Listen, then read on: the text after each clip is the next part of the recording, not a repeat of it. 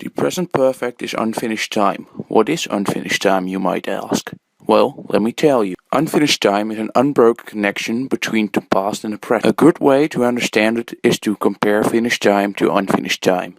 With finished time, you use the past simple. An example. I went to Paris last year. Last year is a form of finished time. But look at this sentence. I have been to Paris twice. Here the context is unfinished time. You're talking about experiences in your life. Your life is unfinished, so we use the present perfect.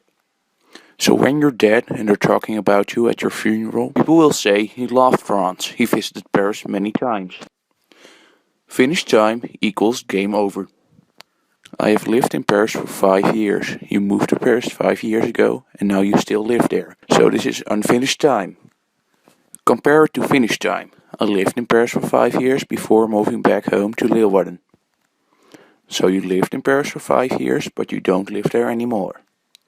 So when you find yourself asking what is the present perfect, remember that it is unfinished time. So after that, there's also the past perfect. To make the past perfect, you need to use the formula had plus past participle. Here are some examples. I had brought, you had traveled, she/he had worked. Hopefully you understand a little more about the present and past perfect.